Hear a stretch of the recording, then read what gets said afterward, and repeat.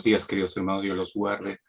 Y qué bueno reencontrarnos nuevamente un domingo más de gracia de parte del Señor y nuevamente regresando a, a esta plataforma por dos razones fundamentalmente, y quiero un poco explicar antes de entrar al mensaje. Creo que todos hemos sido testigos de las últimas noticias a través de los medios de comunicación, el comunicado oficial de parte del ministro de Salud y las disposiciones últimas que se han dado en base a la aparición de la tercera ola ya de manera oficial en nuestro país. Lo que se suponía que ya ahora es un hecho, ¿no? Y solo por asunto de precaución seguimos postergando nuestra apertura de cultos presenciales. Y creo que Dios nos está guardando en ese sentido, ¿no? Entonces, esa es la primera razón por la cual estamos regresando a esta plataforma. Pero también la segunda razón, que no es por la cual estamos en Zoom, sino es un motivo ya de oración, es en función a lo que el Señor Jesucristo dijo, ¿no? Jesús advirtió que en todo tiempo tendríamos aflicción, pero que confiáramos porque Él había vencido al mundo, ¿no? Ninguno de nosotros está libre de que nos pueda ocurrir algo, y ninguno de nosotros está libre de que podamos, algo se pueda quebrar, algo se pueda dañar, que perdamos la salud o cualquier cosa. Ninguno está en el bolsillo derecho de Dios, como siempre hemos dicho. Dios no nos va a evitar eso si Él lo considera dentro de sus planes, porque es parte de sus propósitos formativos también, y tiene otros que nos ayuda a entender en nuestros propios procesos de quebranto. Todo dolor, toda enfermedad, toda situación crítica tiene su razón de ser en el plan de Dios. En la economía de Dios todo está debidamente delineado. Nada ocurre porque se le fue de las manos a Dios, porque salió de su control, y menos que salga de su soberanía. Absolutamente no. Yo vuelvo a lo que dijimos en la última serie, al inicio de nuestra última serie, en cuanto a la soberanía de Dios. Tenemos que aprender a ver a Dios en todos los segundos de nuestra vida. Dios está de principio a fin en nuestra vida. No importa lo que nos esté pasando, aunque no lo entendamos, pero cada situación difícil que nosotros nos cueste manejarla, recordemos que Dios está ahí. Y ninguno estamos libres de eso. Y esta es mi petición de oración para ustedes. Todo el equipo pastoral prácticamente estuvimos presentes en una reunión el miércoles pasado, y nos sirvieron un desayuno y todos comimos lo mismo. Bueno, no todos lo comieron, algunos de nosotros lo comimos. Entonces nos afectó a un grupo de nosotros y no nos fue muy bien desde el jueves pasado, que ya se manifestaron los resultados de algo que no estaba muy bien en alguno de los alimentos que comimos. Y de tal manera que hemos estado mal, recién estamos saliendo. Gracias a Dios no se vaya a preocupar, no es COVID, pero parece que ha sido una fuerte infección intestinal. Y estamos en este proceso. Caímos el pastor Max, el pastor Carlos Palomino, mi esposa, dos hijos del pastor Lázaro, sus dos pequeños, y quien les habla. Entonces todos comimos lo mismo, y los que no comieron no les pasó nada, obviamente. Entonces todos hemos estado mal desde el día jueves, con altas fiebres y toda la descomposición, obviamente, que implica una infección intestinal. Gracias a Dios, hermanos, que algunos de ustedes ya sabían, y quiero dar las gracias por sus oraciones, pero quiero suplicarles que sigan orando por nosotros, porque no está terminado el cuadro, recién estamos de salida. Gracias a Dios han cedido las fiebres, sigue el malestar, todo el congestionamiento gastrointestinal todavía continúa. Todos estamos con nuestros propios procesos de antibióticos, de dietas, pero gracias a los que se enteraron y han estado velando por nosotros en oración, por sus pastores. Muchas gracias, hermanos. Sus oraciones nos han sostenido en todo este tiempo, y nos siguen sosteniendo y nos van a seguir sosteniendo. Así que les suplicamos que sigan orando, porque todavía no podemos decir ya salimos de esta. Y no fuimos los únicos, ¿no? Hay otros hermanos. El propio hermano Eric también recién está saliendo de un cuadro. eh, de enfermedad, parecido o similar, diría yo. Y en el camino nos hemos enterado en la semana pasada también que han habido otros, ¿no?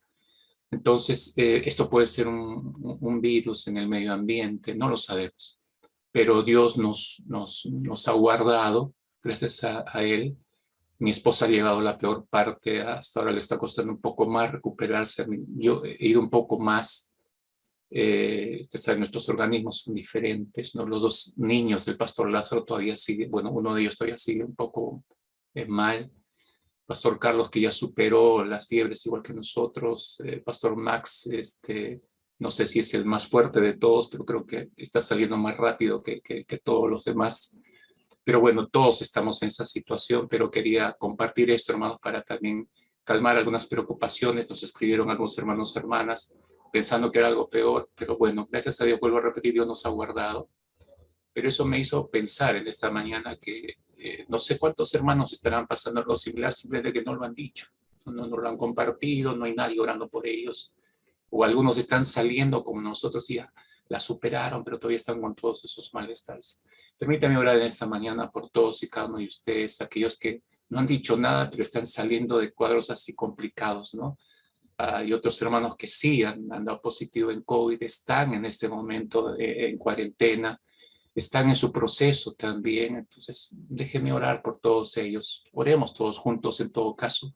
Unámonos como iglesia en este sentir y sigamos orando porque todavía no han terminado estos casos. No sabemos si aparecerán otros. Nuestro deseo sería que no, pero como decía, ninguno está blindado, ¿no? Si Dios lo permite, hay por alguna razón. Mi esposo y yo estamos en su proceso de entender por qué el Señor lo permitió en su soberanía y por qué nos detuvo en algunas cosas también. Creo que por ahí va el asunto. Él sabe, hermanos.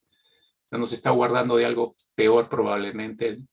Entonces, queremos confiar en esa soberanía del Señor. Hemos reflexionado, me hace un lindo tiempo de adoración realmente. Yo le agradezco al Señor.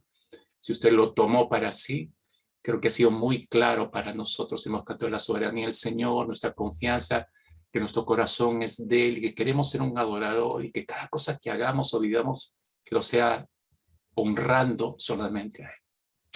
Oremos, hermanos, oremos todos juntos. Padre, como dice el salmista, en el día que temo, en ti confío. Y así ha sido en estos días, no solo para nosotros, creo para muchos de tus hermanos.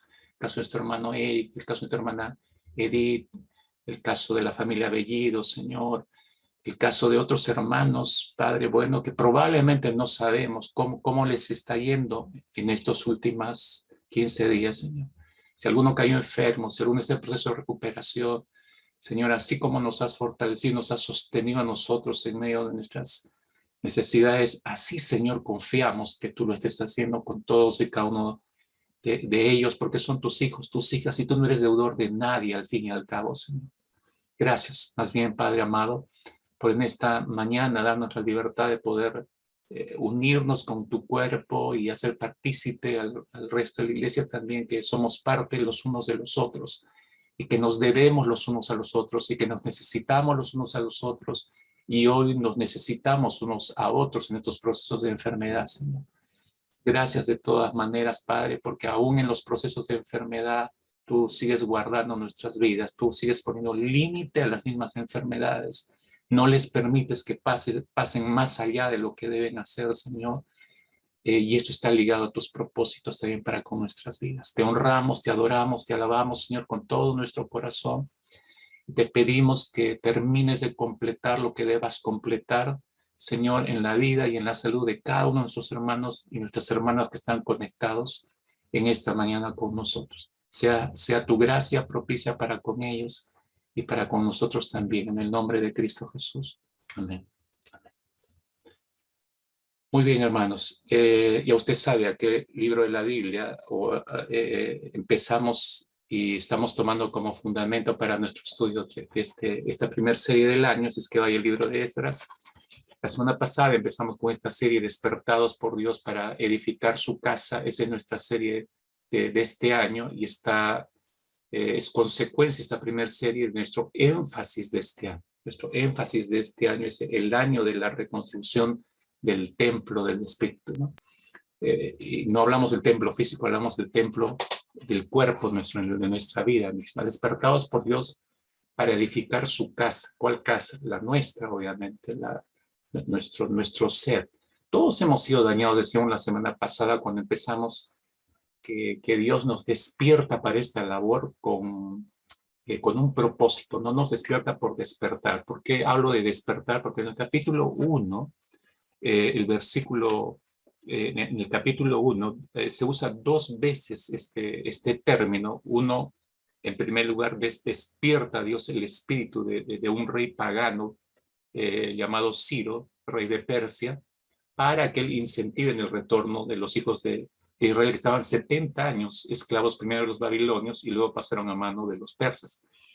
Entonces vimos esto, analizamos un poco en este capítulo 1 la semana pasada y entendimos que Dios debe ser el que nos despierta a nosotros. La segunda vez que utiliza este término en el capítulo 1 es en el versículo 5, pero ahí vemos que Dios despertó el espíritu de mucha más gente de su propia nación para que retornase a reconstruir el templo. Ese fue el tema de la semana pasada, pero hoy queremos entrar a este segundo tema, al cual hemos intitulado Los que decidieron reconstruir el templo.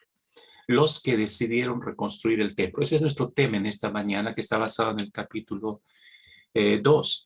Pero quiero, para los que recién se están conectando con nosotros o recién están tratando de entender, no sé si alguien que está conectado ha sido invitado por alguien o por alguna razón que usted cree que ha sido, no sé, como dicen, bueno, casualidad que me llegó o que, bueno, ya me invitaron y bueno, voy a aceptar esta invitación, voy a conectarme. Nada es casualidad. Déjeme recordarle a mi querido amigo, amiga que nos está escuchando, viendo y que está conectado con nosotros. Le damos la más cordial bienvenida. Realmente le abrazamos en la distancia, pero deseamos que el Señor en esta mañana le aclare en su mente y su corazón por qué le permitió conectarse con nosotros. Que usted pueda comprender, hay una razón, hay un propósito de Dios para su vida también. Y solo somos los instrumentos para transmitirle ese propósito. Así que solo abra su corazón, concéntrese en todo lo que va a escuchar, que de hecho hay alguna porción, o quizás todo el mensaje, a través del cual Dios le va a hablar a su corazón. Y a nosotros como iglesia, obviamente, también, mis hermanos, ¿verdad? Pero quiero hacer un breve resumen de lo que vimos la semana pasada. Usted estará de acuerdo conmigo, hermano, hermana, que definitivamente un versículo, o digamos el versículo más impactante en el capítulo 1 es el versículo 5, ¿no? Y es impactante, diría yo, porque por la frase que se utiliza allí, casi al final, cuando dice que Dios despertó el espíritu de todo un grupo de gente para subir a edificar la casa de Jehová, la cual está en Jerusalén, ¿no? Es admirable este versículo porque, si usted se da cuenta, fue Dios quien despertó el espíritu de esta persona. No fueron ellos los que se motivaron por las arengas del rey persa Ciro, o porque entre ellos se arengaron y bueno, ya vamos, estamos 70 años esclavos, es hora de rezar nuestra tierra. Hermanos, no fue esa lo que motivó el que volviera, fue Dios quien despertó el espíritu de esta gente. Hermanos, en un tiempo tan crucial como el que estamos viviendo, yo sigo insistiendo en esto, si Dios no despierta nuestro espíritu para ver, porque cuando despierta nuestro espíritu es como, yo expliqué el término hebreo que se utiliza acá para despertar, es como si una persona estuviera muerta y fuera despertada a la vida. Esa era la situación de los judíos, 70 años esclavos, estaban muertos. Habían perdido identidad, habían perdido visión de lo que eran, habían perdido, cuando hablo de identidad, como nación entera. Ahora se va a dar cuenta qué tan crucial va a ser eso cuando explique más adelante en el capítulo 2. Pero si Dios no hace eso, mis hermanos, no vamos a poder entender lo que resta de esta pandemia, que quién sabe, no sabemos cuándo va a terminar. En realidad no sabemos. ¿Qué vendrá después de esto? ¿Una cuarta, una quinta ola? En Europa se habla de que ya está sobre la cuarta, la quinta ola, se habla de refuerzos de vacuna cuarta, quinta. O sea, ¿qué nos espera, hermanos? ¿Realmente qué nos espera? No lo sabemos. Dios tiene que despertar estos espíritus y como decía, cuando despiertan estos espíritus, los ojos espirituales se abren. Y cuando se abren los ojos espirituales podemos ver claramente todo lo que está pasando. Podemos entender, podemos discernir, podemos interpretar correctamente, podemos leer la escritura y ya no nos es extraña, desconocida, ya no estamos, no entiendo lo que leo, sí lo entiende uno. Y percibimos que Dios nos está hablando de manera personal. Pero eso ocurre cuando Dios despierta nuestros espíritus. Por eso fue importantísima la oración que hicimos el domingo pasado. No sé si como algunos que estuvimos en el templo de la iglesia, usted en su casa se postró, no lo sé si esa fue la actitud realmente suya. Nos alegra realmente en el corazón que haya sido así, pero lo que tenemos que comprender es que era una petición importante, que Dios despertara nuestro espíritu, hermanos. Solo así entenderemos lo que viene hacia adelante. Solo así comprenderemos qué quiere de cada uno de nosotros. Dios fue quien hizo entender a esta gente que era hora de volver a su tierra. Dios les hizo entender que era la hora de que ya no piensen en ellos, era hora de pensar en Dios y empezar en la casa de Dios, que era importante en Jerusalén. Ahora, digo que es interesante este versículo porque luego leemos en ese mismo versículo que se levantaron, dice, se levantaron los jefes de las casas paternas. Capta esta frase y voy directo, como dirían, a la yugular a todos los cabezas de familia que me están escuchando esta mañana. Porque está hablando de jefes de familias paternas, o sea, habla de los cabezas de familia, los líderes de familia. Ya más adelante vamos a ir aclarando cuál es el rol importantísimo. Digo, en este orden, lo que a mí me sorprende, lo estaba conversando con mi esposa hace unos días, es que no dice que los primeros que despiertan a este llamado, déjeme decirlo así, de Dios, son los sacerdotes. Se supone que los más espirituales son los sacerdotes, eran los que escucharan primero el llamado de Dios y despertaran a este llamado de parte de Dios. No, para mí es interesante que ponga por cabeza primero a los cabezas, a los jefes de las casas paternas. ¿No les llama la atención eso, hombres? Una de las cosas que ha ocurrido a lo largo de esta pandemia es que se ha desgranado muchos hogares, muchas familias, muchos matrimonios.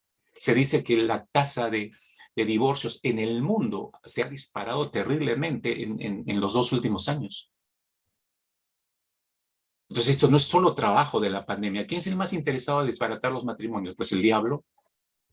Porque el matrimonio desbaratado es un matrimonio menos que muestre la realidad de Cristo y su iglesia.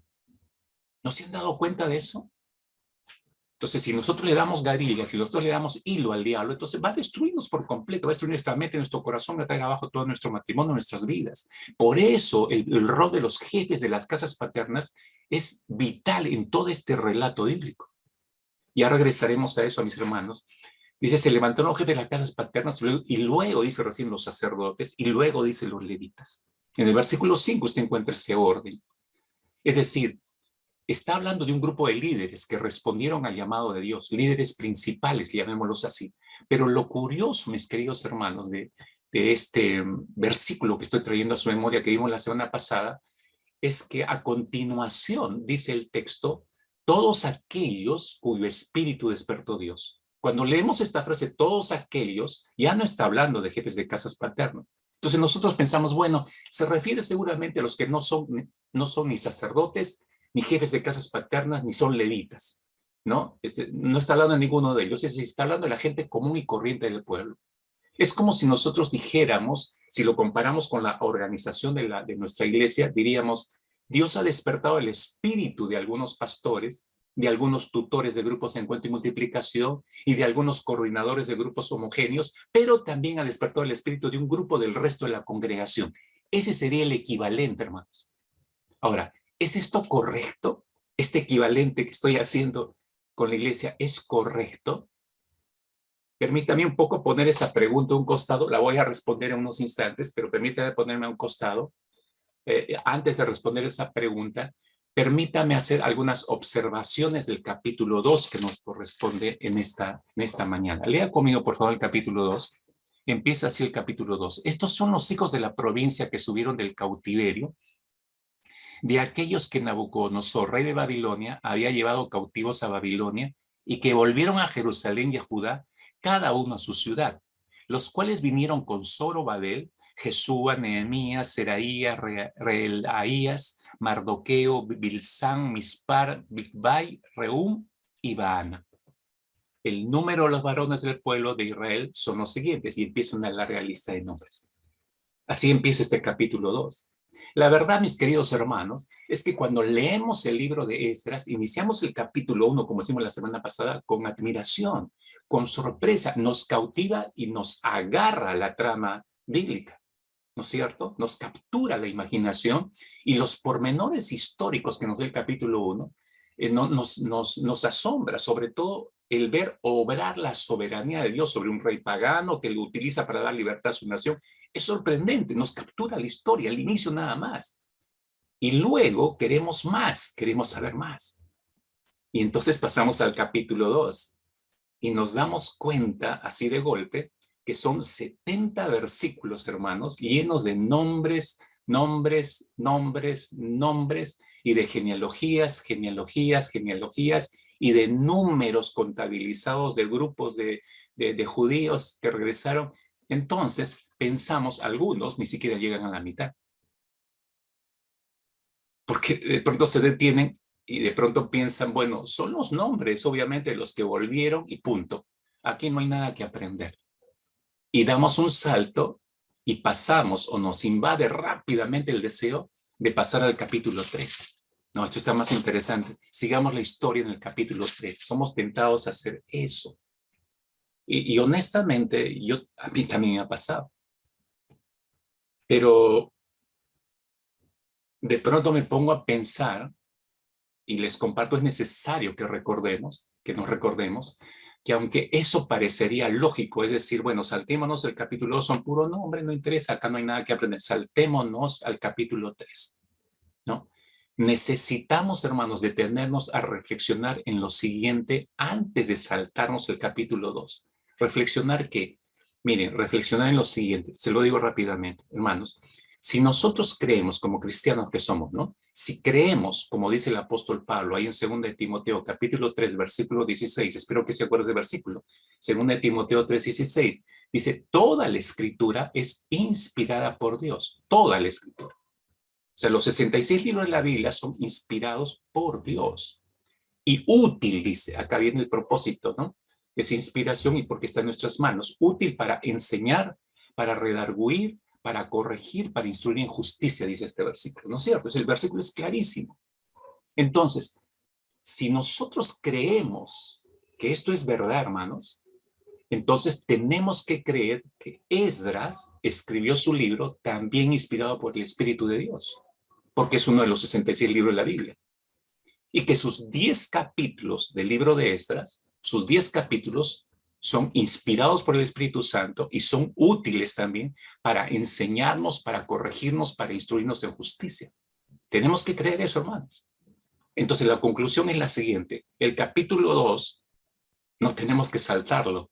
Algo tiene que enseñarnos. Si es inspirado, si Esdras escribió el capítulo 2 inspirado por el Espíritu de Dios, entonces hay algo que tenemos que aprender acá. Tiene su utilidad, algo para enseñarnos tiene Dios acá, algo para corregirnos, algo para instruirnos en justicia. Tiene que tener algo más. Así que no lo vamos a saltar. Es más, no me va a alcanzar el tiempo para terminar el capítulo 2. Y creo que voy a dividirlo en dos partes. Así que usted se va a dar cuenta, tanto hay en este capítulo que pastor va a leer cada nombre. No. Pero quiero ver lo que trae este capítulo que nos pueda ser útil, que nos pueda enseñar, corregir, instruir más. ¿Ok? Entonces, muy bien. Teniendo eso en mente, que estamos en textos inspirados, por favor, sintamos el peso de eso y sintamos temor, que estamos manejando palabra inspirada de Dios. Palabra inspirada de Dios. Entonces, este es nuestro primer punto en el mensaje entrando a este capítulo 2. Necesitamos preguntarnos quiénes entonces fueron los que volvieron para la reconstrucción del templo, porque esto nos va a dar la pauta de lo que trae este capítulo, de lo que trae de este capítulo. ¿Qué es lo que vemos? Yo le preguntaría, si usted ha leído antes el libro de Esdras, entonces supongo que tiene más o menos una noción, ¿no? Entonces, si usted ve a ojo de buen cubero desde arriba todos los 70 versículos, ¿qué es lo que vemos de primera instancia en esta lista de nombres en el capítulo 2 de Esdras? Lo que vemos es grupos de liderazgo. Todos son grupos de liderazgo. Déjeme explicarle rápidamente cada uno de estos grupos Entonces usted entenderá por qué le estoy diciendo esto, que todos son grupos de liderazgo. Nosotros cuando hablamos de liderazgo en la iglesia pensamos que solamente son líderes, los pastores, el consejo administrativo que se hace cargo de administración, los tutores de grupos de encuentro, los coordinadores de los grupos homogéneos y todos los visibles, el que dirige es un líder, pero los demás no. Hacemos esa línea divisoria. Hermanos, eso no es bíblico. Si vamos a reconstruir el templo del Espíritu, empieza a reconstruir en su mente, que es parte del templo del Espíritu Santo, estos conceptos errados. Déjeme adelantarles, todos somos líderes. Todos, hermanos. Usted es líder en su hogar, si es un esposo. Si es cabeza de familia, usted es un líder en su hogar. Tiene un trabajo, usted tiene gente debajo de usted es un líder para ellos. Si usted está en la universidad, hay gente que le escucha, le sigue, los amigos más cercanos. Usted es un líder para ellos, lo oyen, lo siguen, lo ven con alguien con de repente mayor conocimiento porque les habló del Señor. Usted está liderando ese grupo. Usted es una autoridad en algún sector, no hablo de trabajo, qué sé yo, en algún sector, trabajo público. Usted es un líder. Todos, hermanos, que Dios, absolutamente todos. Incluso en la línea familiar, usted es un hermano mayor, hermana mayor, usted es un líder de su hermano menor. Aún el hermano menor es líder, aún el hermano menor es líder de quién, de la mascota. Hay una línea de liderazgo, pero todos somos líderes en realidad. El asunto es, mis hermanos, si entendemos esto y si sabemos la razón y el porqué de esto. Si los 70 versículos del capítulo 2 de Esdras nos habla de liderazgo, nos muestra grupos de liderazgo, necesitamos entender un poco esto. Así es que voy rápidamente con la descripción de los grupos tal como aparecen en el orden. Así que prepárese. Primer grupo que nos muestra el capítulo 2, los dos primeros versículos que yo leí hace un instante junto con usted. Usted ve un primer grupo de líderes principales. Lo vamos a llamar el grupo de líderes principales. Ese es el primer grupo que aparece. Hay 11 nombres en el versículo 2. Hay 11 nombres encabezados por Zorobabel, que fue el que encabezó el retorno. Ahora, Zorobabel fue nombrado como primer gobernador sobre Judea. ¿Por qué él y no otro de ese grupo? Bueno, porque Zorobabel era descendiente directo de la línea davídica, de la casa de David. Entonces, por eso a él lo nombraron el primer gobernador llegando a Judá. Y los otros 10 nombres, digamos, era su liderazgo más inmediato, su liderazgo más cercano. Es como decir, el pastor y su equipo pastoral. Algo así, solamente estoy haciendo una comparación para que lo pongamos como un ejemplo ilustrativo, ¿no? Entonces, ese es el primer grupo que vemos. Toda iglesia, hermanos, toda iglesia tiene un grupo de líderes principales, toda iglesia. Esas son las cabezas visibles. Por supuesto, por encima de todos nosotros está la cabeza principal, que es Cristo. Pero toda iglesia tiene un grupo de líderes principales. Toda nación tiene un grupo de líderes principales. Todo pueblo tiene un grupo de líderes principales. Eso nos podemos dar cuenta rápidamente. Luego pasa a un segundo grupo. A partir del versículo 2, al final del versículo 2 dice el número de los varones del pueblo de Israel, 2 puntos. Sigue el versículo 3, empiezan todos los nombres, ¿no? Los hijos de Paros, verso 4, los hijos de Cefatías, 5, los hijos de Ara, 6, los hijos de Pahat Moab, verso 7, los hijos de Elán, 8, los hijos de Satu, los hijos de Sacaí en el verso 9, verso 10, los hijos de Bani, en el verso 11, los hijos de Bebai, etcétera, etcétera, y sigue la lista. Ahora, si usted se da cuenta, empieza diciendo hacia el final del versículo 2 el número de los varones del pueblo de Israel.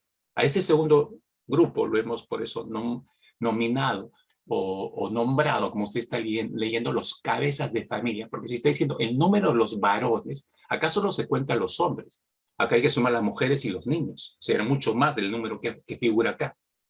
Pero está hablando de cabezas de familia, es una referencia clara a cabezas de familia, los líderes de familia, insisto. Ahora, un dato importante acá, mis hermanos, que debemos entender es que esta lista de líderes de familia, que es la más larga porque abarca hasta el versículo 35, del versículo 3 hasta el versículo 35. Es una larga lista, ¿no? De nombres. Pero en todos estos nombres usted se va a dar cuenta de algo interesante. en los nombres, usted lee los nombres y usted va a ver la influencia de la cultura que los llevaron esclavos. Me refiero a los babilonios y a los persas. ¿Por qué digo en los nombres uno puede ver esa influencia? Sí, porque en esta lista hay una mezcla de nombres hebreos y nombres que no son hebreos. Eso es interesante, para que se dé cuenta. Versículo 3 empieza con los hijos de Paros. Paros no es un nombre hebreo. ¿Sabe qué significa Paros? Huir o escapar. No es un nombre hebreo. Tampoco el versículo 5, los hijos de Ara. Ara no es un nombre hebreo, que significa búfalo. Pero sí es un nombre hebreo, el verso 4. Cefatías sí es un nombre hebreo. ¿Sabe qué significa Cefatías? Jehová juzgado o Yahvé ha juzgado. Ese es un nombre hebreo. Como lo es también el versículo 10, los hijos de Bani. Bani significa Jehová construido. Es un nombre hebreo. O verso 13, Adonicam, mi Dios se ha levantado. Es un nombre hebreo. Verso 15, Adín, no es un nombre hebreo, voluptuoso significa. Verso 16, los hijos de Ater significa zurdo, no es un nombre hebreo. Entonces hay una mezcla en la lista de nombres hebreos y otros que no lo son. Eso nos muestra la fuerte influencia de la esclavitud que han tenido. Recordemos que la costumbre de los babilonios y los persas era llevar cautivos a sus tierras a los que habían tomado como prisioneros, y les cambiaban sus nombres originales como parte del proceso de quebrar su identidad y su voluntad y hacer desaparecer de sus mentes su propia cultura para sembrar la cultura de sus captores. Eso quisieron hacer con Daniel. Recuerdan, en el capítulo 1 de Daniel, si usted lo lee, a Daniel y a sus amigos le cambiaron los nombres. Les cambiaron los nombres, les pusieron un nombre babilonio, pero no quebraron su voluntad. Cambiaron sus nombres, pero no quebraron su voluntad. Hermanos queridos, escúchenme con mucha atención. Todos nosotros fuimos capturados por esta pandemia, así como Israel fue capturado por los babilonios, fuimos capturados por esta pandemia y todo lo que sigue trayendo esta pandemia a nuestras vidas como que nos ha capturado.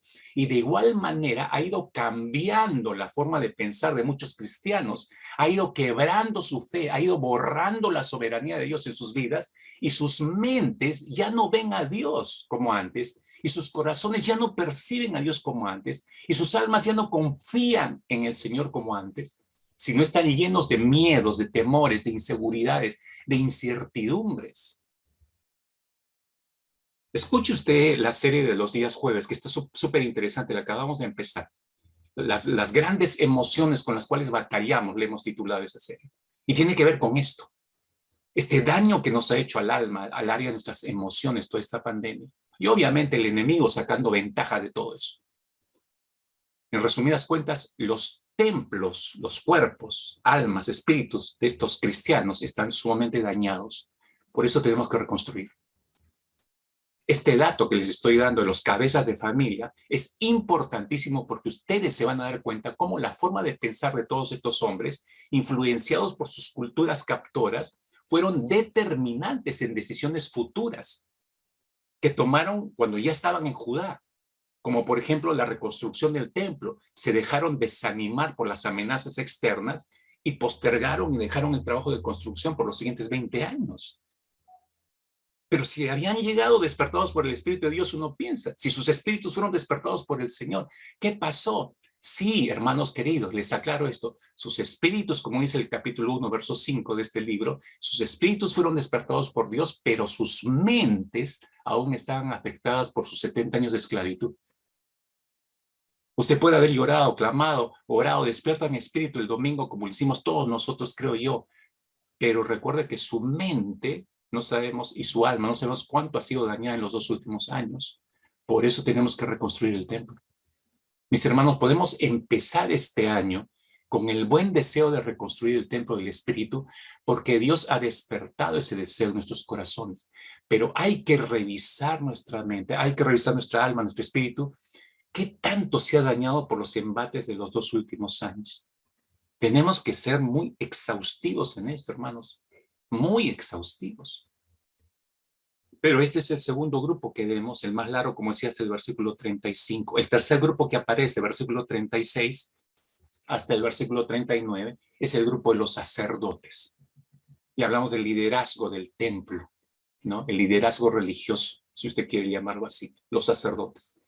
Estas familias representan, porque usted, si se da cuenta, del versículo 36 al 39, solo se mencionan 4 familias.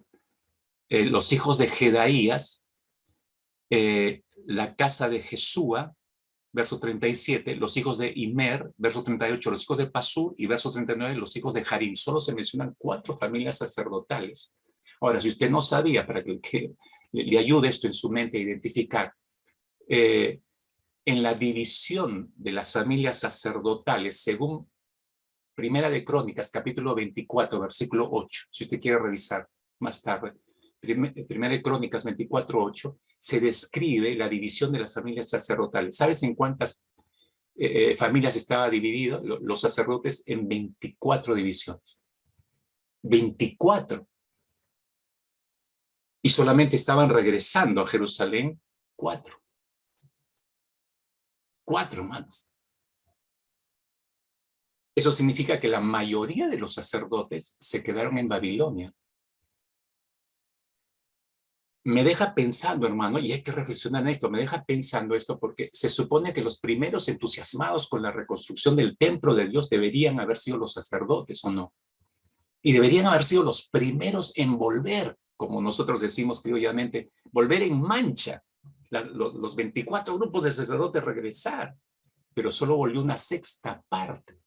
Entonces, eso significa, ya un poco especulando, hipotéticamente hablando, significa que ya estaban cómodamente instalados en tierras extrañas, o ya estaban vencidos en sus mentes, o ya habían cambiado de pensar totalmente hasta el punto de que su identidad como sacerdotes y su misión de atender el templo de Dios se había borrado de sus mentes. Eso me obliga a pensar, mis hermanos, y nos obliga a pensar a todos y cada uno de nosotros en nuestro propio sacerdocio. Si, como dice el apóstol Pedro, todos nosotros los que hemos recibido a Cristo somos real sacerdocio para Dios, ¿no es cierto? Así dice el apóstol Pedro en su primer carta. Somos real sacerdocio para Dios. Entonces, Dios espera que todos nosotros volvamos como un solo hombre a la reconstrucción del templo de su espíritu, ¿o no? No solamente algunos. No solamente algunos. Entonces, me preguntaba reflexionando en esto, solo me hago esta pregunta para todos nosotros. Me preguntaba, ¿a cuántos de nuestros hermanos se les habrá borrado se les habrá borrado en su mente su identidad como real sacerdocio de Cristo en los 2 últimos años? ¿Es usted uno de ellos, hermano, hermana? Estos 2 últimos años le ha afectado tanto la mente que le ha borrado su identidad como real sacerdocio de Dios. Le hago recordar el nombre de Cristo. Usted es real sacerdocio. Una cosa es que la pandemia se lo haya borrado de su mente, pero la realidad es que usted es.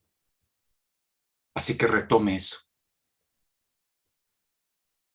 Este tercer grupo me hace reflexionar y me hace pensar en eso. Nos obliga a reflexionar en esto, en su propio sacerdocio, mis hermanos. Solo un pequeño grupo, una sexta parte regresó a la reconstrucción y el resto como que no les interesó.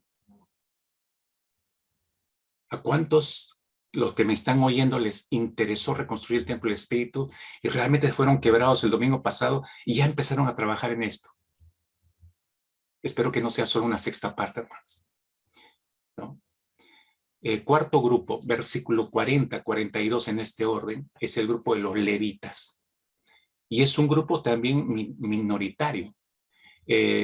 Los levitas, a diferencia de los sacerdotes, su misión era apoyar el trabajo de los sacerdotes. Aparte, se hacían cargo del cuidado del templo, de atender los sacrificios, de preparar todo el sacrificio sobre el altar, de atender a la gente, servían de porteros también en las puertas del tabernáculo, eran parte de los cantores. Esas eran las funciones de los levitas, las diferentes funciones de los levitas. Pero curiosamente, si nosotros observamos que solo una sexta parte de sacerdotes regresaron, pues igual pocos levitas regresaron a Jerusalén. Fue un grupo reducido que volvió a Judá para la reconstrucción del templo. Es decir, pocos levitas vieron necesario volver para reconstruir el templo de Dios.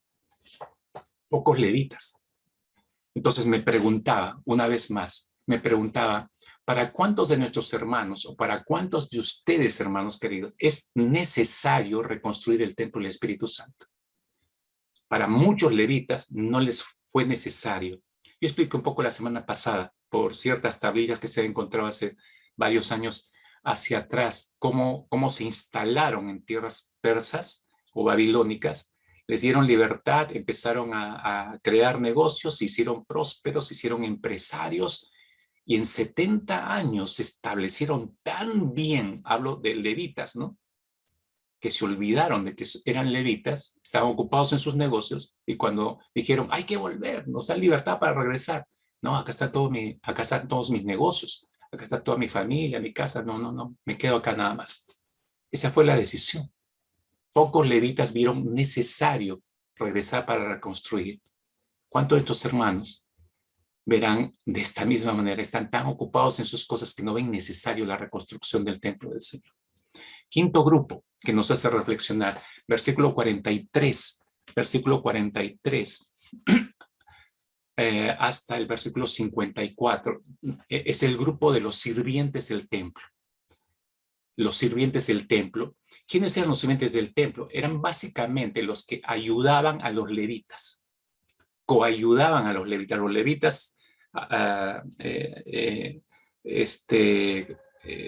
respaldaban el trabajo de los sacerdotes, pero los levitas tenían sus sirvientes que los ayudaban.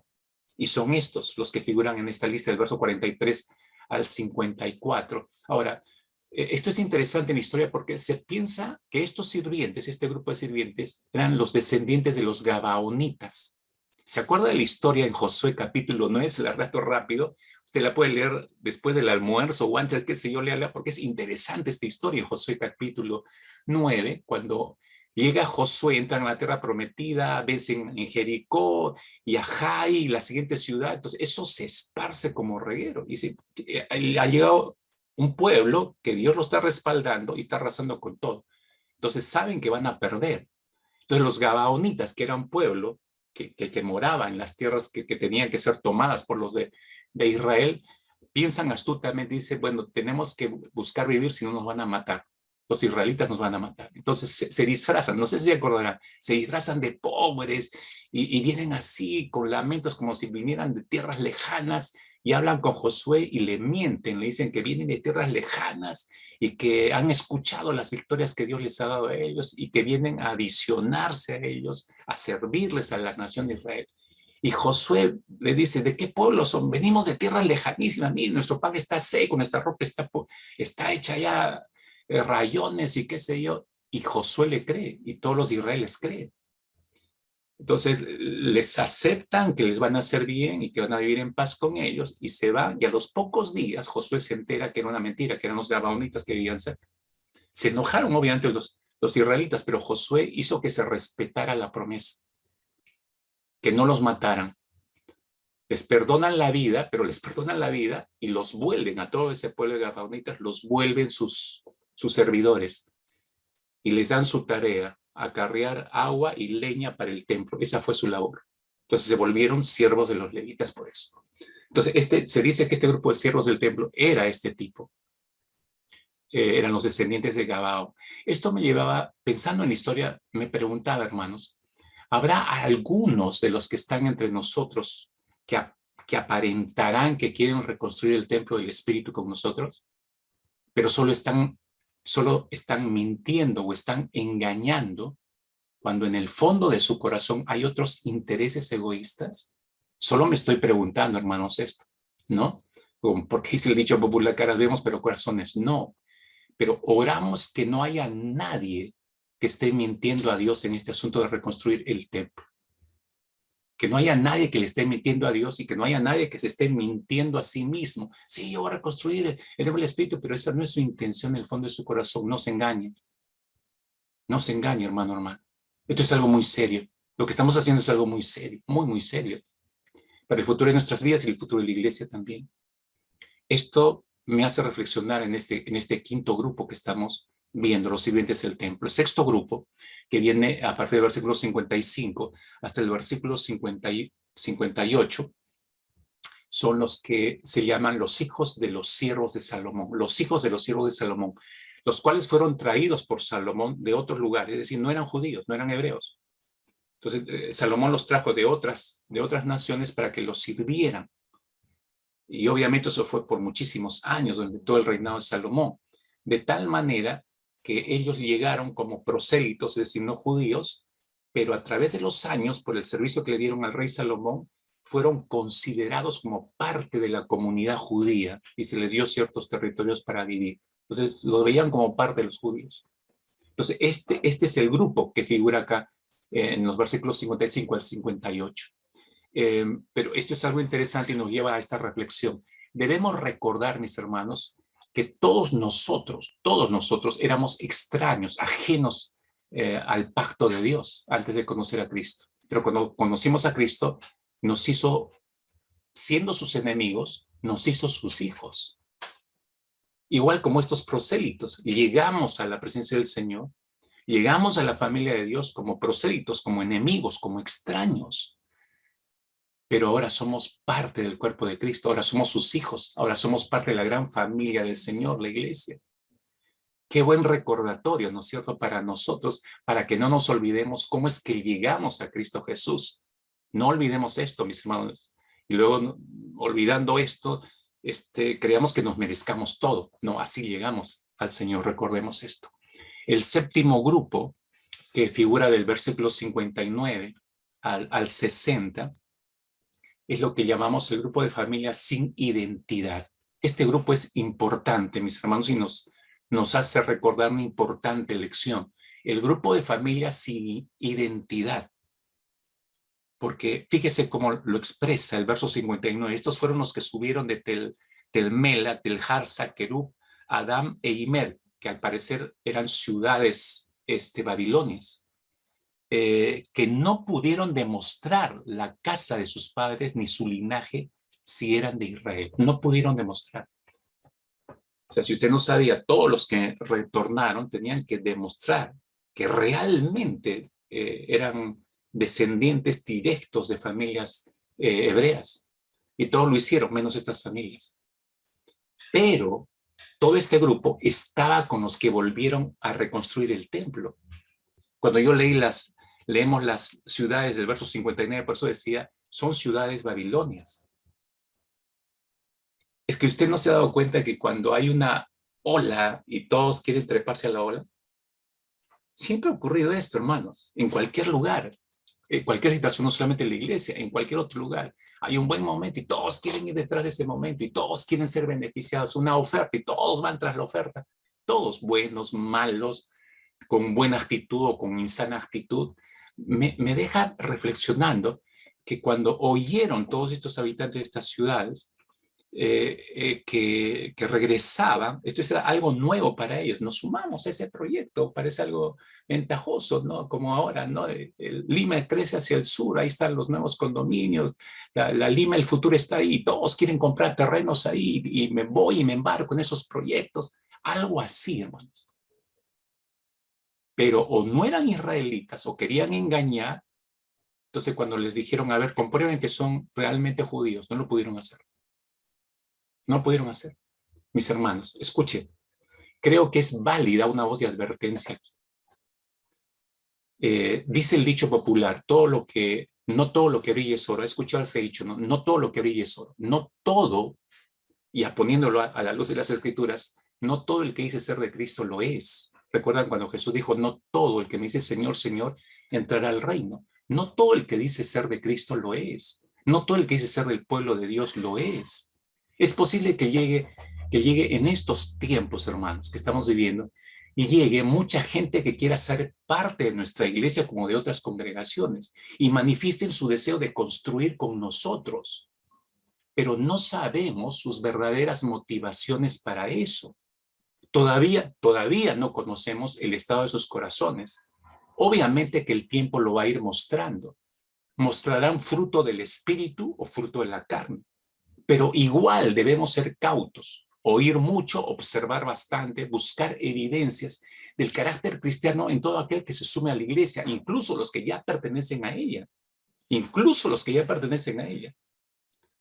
Buscar evidencias del carácter cristiano en todos y cada uno de ellos.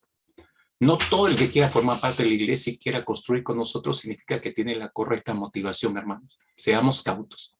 Octavo y final grupo que figura en esta lista, verso 61 hasta el versículo 63. Es otro grupo que nos deja una gran reflexión, hermanos. Son los hijos de los sacerdotes. Hubieron hombres que dijeron que eran descendientes de los sacerdotes, dice el verso 61. Los hijos de Jabai, los hijos de Cos, los hijos de Barzilai, el cual tomó mujer de las hijas de Barzilai Galadita y fue llamado por el nombre de ellas. Como que acá hay una mezcla, ¿se dan cuenta? Estos buscaron su registro de genealogía y no fue hallado y fueron excluidos del sacerdocio. Eso es interesante. Ahora, no solo, hubiera sido sencillo que dijera, bueno, estos dijeron que eran sacerdotes, buscaron los registros genealógicos y no los encontraron y los excluyeron. Ya se entendía así. Pero, ¿por qué explicar lo del verso 61? Que los hijos de Cos, los hijos de Barzilai, el cual tomó mujer de las hijas de Barzilai Galadita, ¿no? Y fue llamado por el nombre de ellas, como que acá hay una mezcla. Me dejó pensando eso. ¿Cuántos cristianos del real sacerdocio de Cristo a lo largo de estos 2 últimos años se han mezclado con gente pagana? Una de las cosas que seguimos escuchando, mis hermanos, es de relaciones ilegítimas. Relaciones ilegítimas. Que se enamoró de fulano, que empezó una relación, que se embarazó, que terminó casándose. Gente cristiana mezclándose con gente pagana. ¿Por qué? Porque le ganó los sentimientos, le ganó las emociones, su necesidad de tener una pareja, su necesidad de empezar una relación, su necesidad de llenar su vacío de soledad, etcétera, etcétera. Cuando todo eso puede llenarlo Cristo Jesús ampliamente. Han perdido el paso, no solo la identidad, han perdido su razón de ser como sacerdotes, como real sacerdocio del Dios Altísimo. Y todo eso se produce por eso, las mezclas, lo que estamos leyendo acá en el verso 61.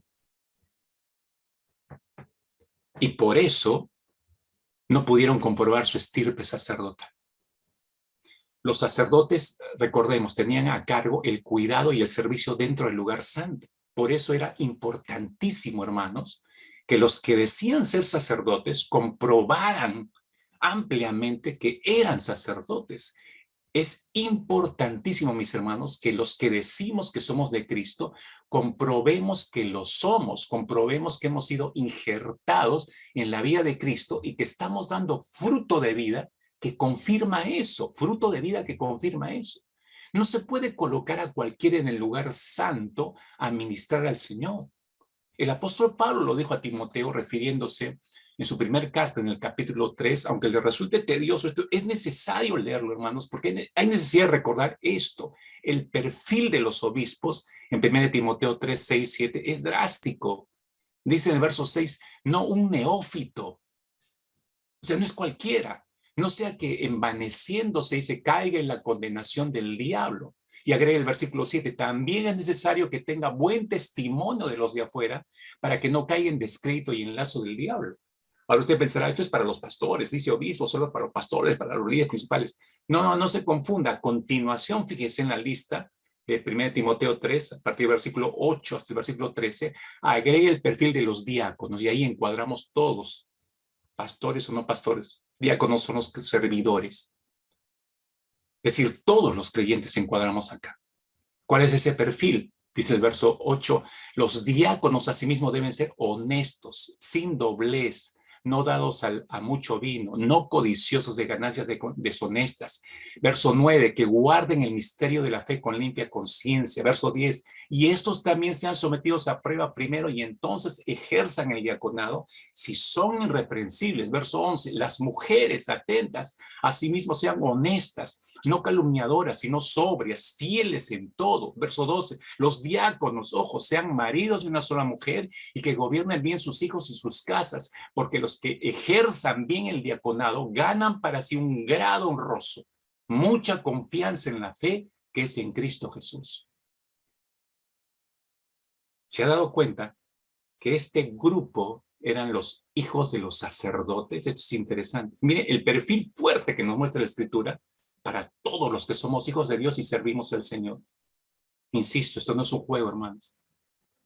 Me llama la atención la frase, por eso hago esta pregunta, ¿no? Que si usted se haya dado cuenta que se les describe como los hijos de los sacerdotes. ¿A qué me suena eso? En nuestro contexto de iglesia serían los discípulos de los líderes de la iglesia, es decir, sus hijos espirituales, hijos que no daban evidencia de tener un carácter cristiano. Me pregunto, hermanos, otra vez, yo me estoy haciendo un montón de preguntas. Nuestros hijos espirituales, los que hemos dado a luz en los últimos 3 años, sin ir muy lejos, en los últimos 3 años, todos los que usted evangelizó, vio nacer, llevó a los pies de Cristo, esos son sus hijos espirituales, ¿no? Los que hemos dado a luz los últimos 3 años, ¿dan muestra de un carácter cristiano? Los hijos espirituales que usted ha dado a luz, dice, compartía fulano, sultán, está conectado con la iglesia, ya, ok, gloria a Dios, pero están dando fruto de carácter cristiano, no fruto de conexión, sino fruto carácter cristiano. Los hijos de los sacerdotes aquí, al parecer, no. Entonces, le he descrito estos 8 grupos que nos menciona y que nos hace pensar muchísimo. Usted se da cuenta cuánto nos enseña todo este capítulo, nos está enseñando, pero acá no termina el asunto. Con esto, con este recuento de los que volvieron de la esclavitud a Judá para reconstruir el templo de Dios, como dijimos al inicio, nos permite ver el liderazgo, ¿no? Está hablando del liderazgo. El liderazgo no solo religioso, claro, sino familiar. Jefes de cabezas familiares, recuerda esa frase. Liderazgo religioso, liderazgo familiar. Y esto es muy importante, hermanos, pues nos hace pensar, es más, nos obliga a pensar qué es lo que Dios espera de ese liderazgo que estaba a punto de iniciar una reconstrucción vital para ellos. Porque no era suficiente que Dios haya despertado su espíritu. La respuesta es no, hermanos. Así como no es suficiente que Dios nos haya despertado de muerte espiritual a vida cuando recién conocimos a Cristo Jesús.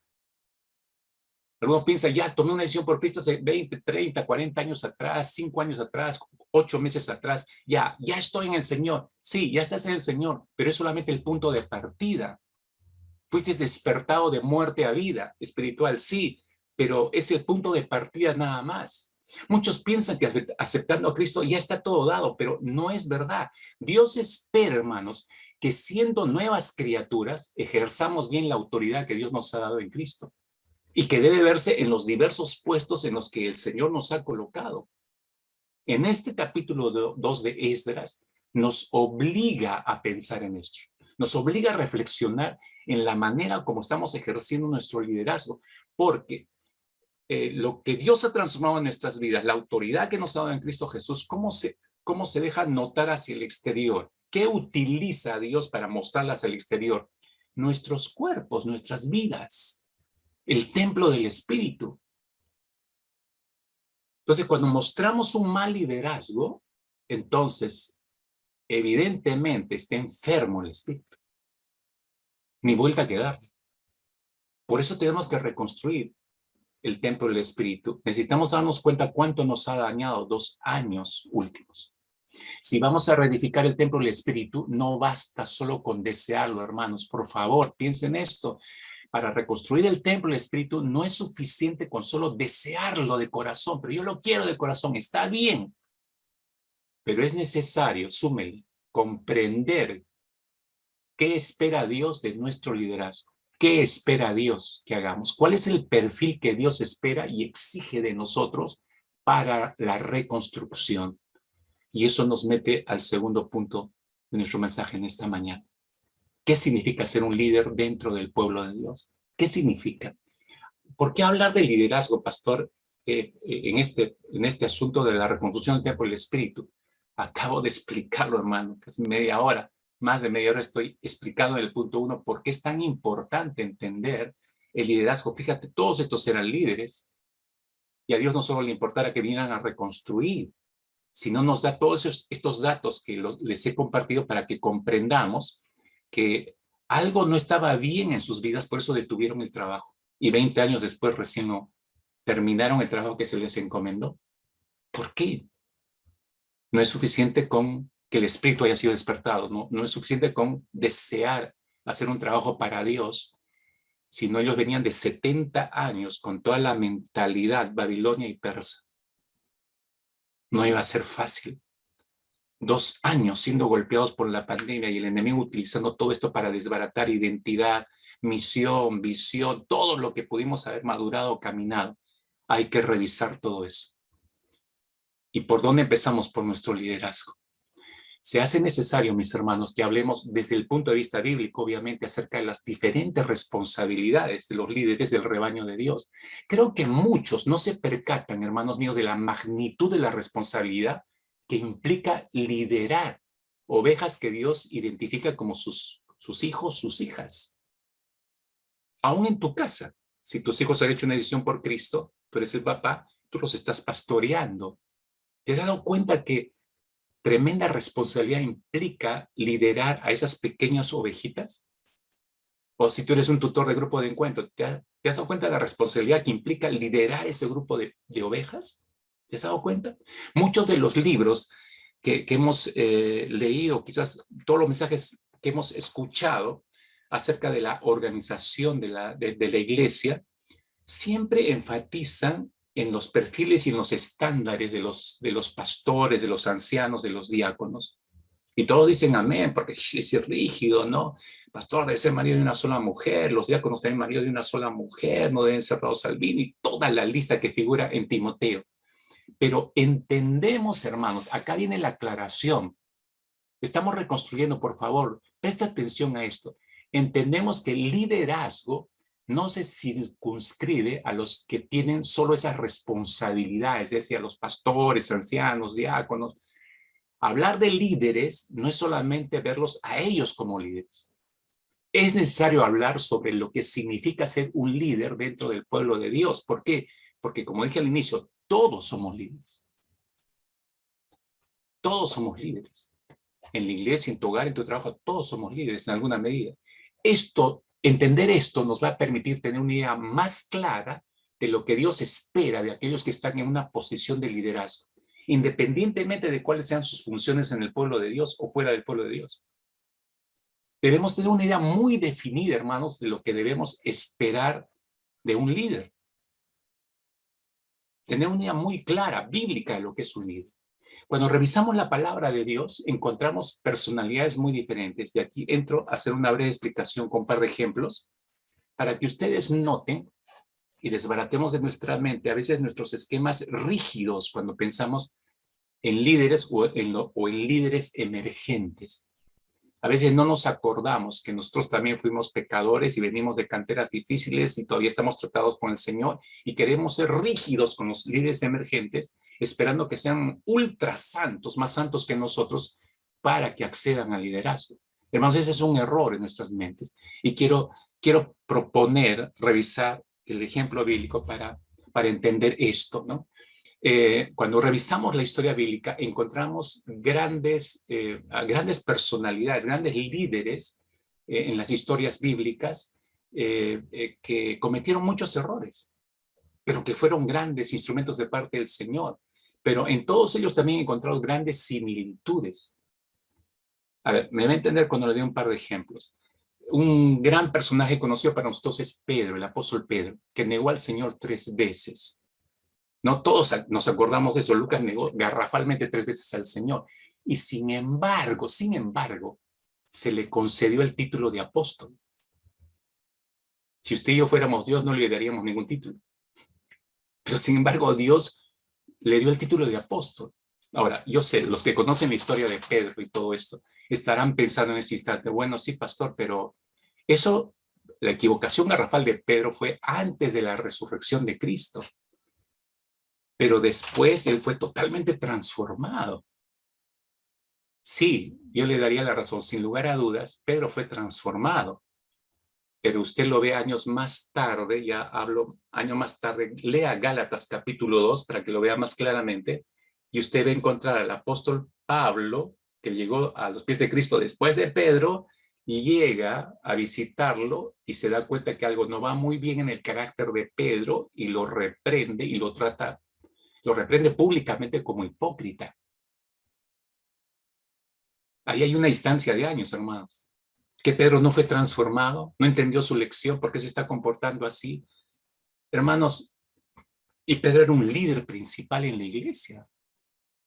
¿Cómo explicamos eso? ¿Cómo explicamos esas desfases? Si usted sigue leyendo la historia, usted va a encontrar en los evangelios la historia de Juan y Jacob, bautizados por el Señor Jesucristo con el nombre de los hijos del trueno. ¿Por qué les puse ese nombre? Ya imagínense qué carácter tenían estos dos hombres. Hombres que estuvieron dispuestos, hermanos, para que se den cuenta nada más, a hacer llover fuego del cielo para que consumiera toda una población samaritana, por el simple hecho de que los habitantes no quisieron recibir a Cristo y a ellos, sus discípulos. Es decir, los más enojados por eso eran los discípulos, Juan y Jacobo, y le dijeron a Jesús, si quieres mandamos que descienda fuego del cielo y que los queme a todos. Fíjese el carácter que tenían estos dos hermanos. Pero estos dos hermanos fueron los mismos que manifestaron sus ansias de posición de poder.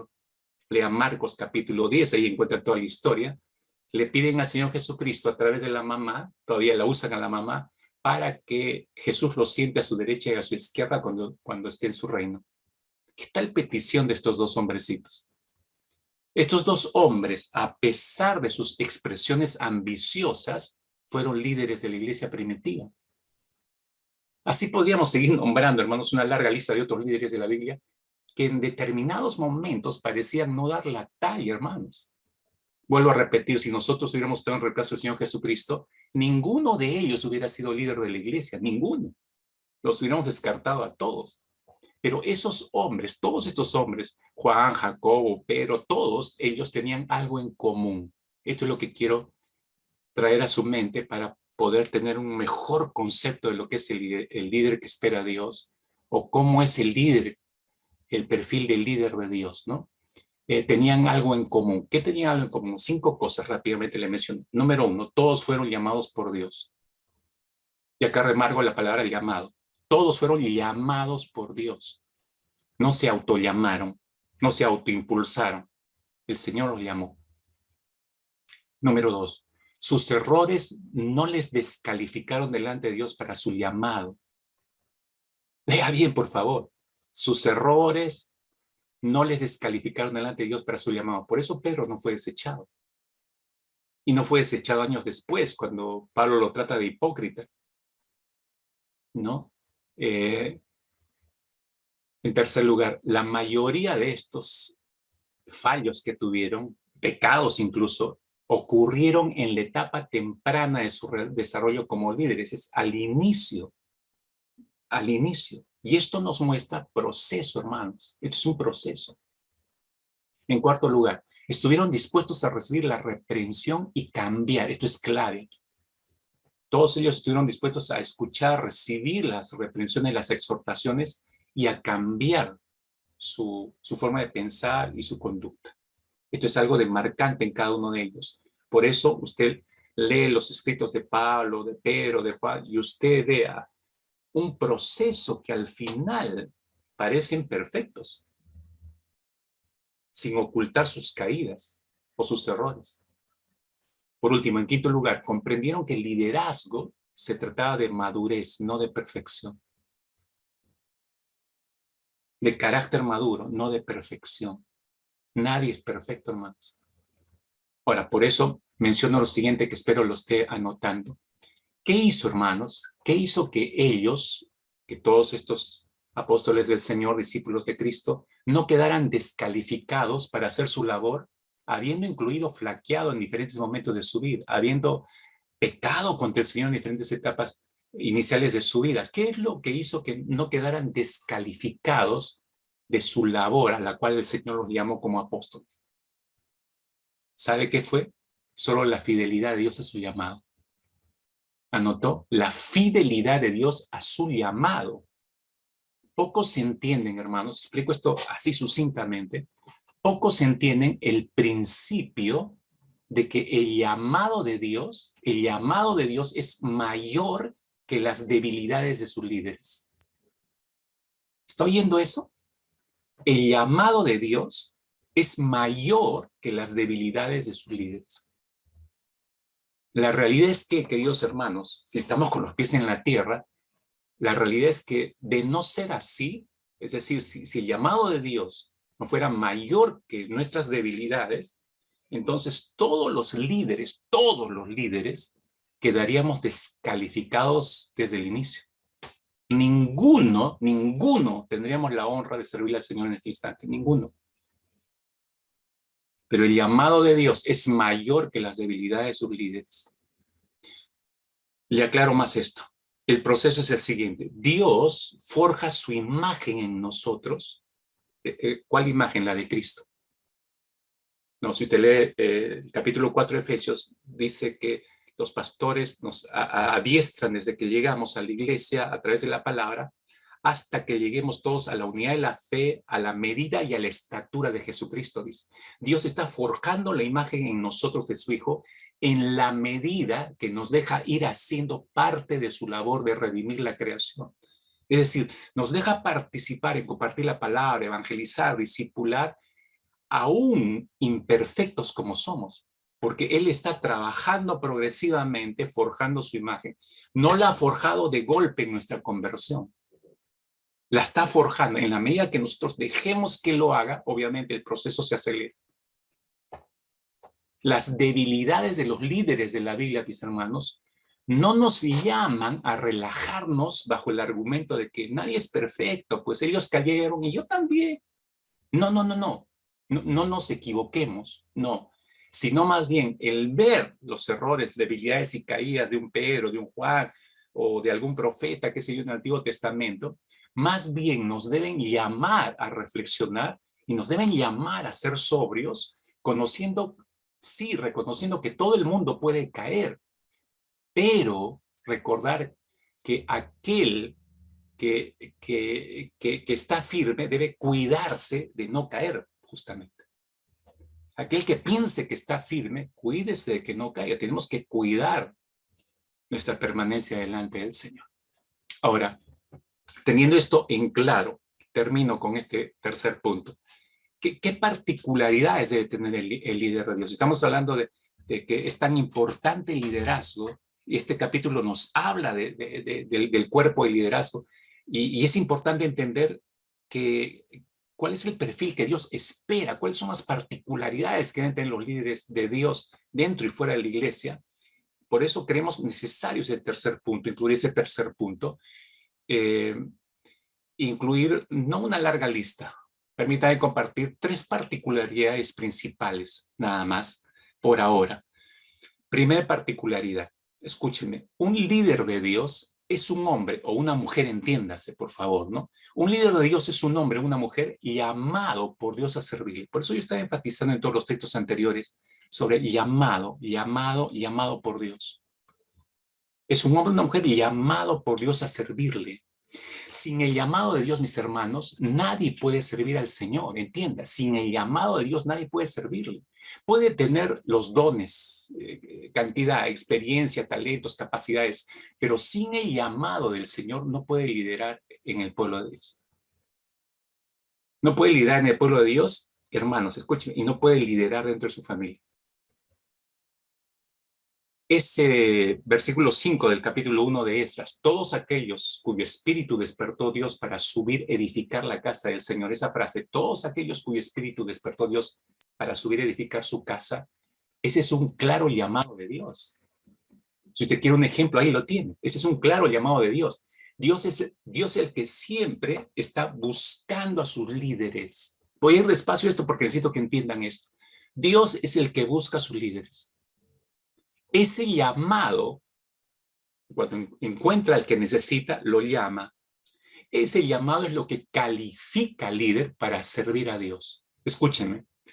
Es el llamado de Dios lo que califica al líder para servir a Dios.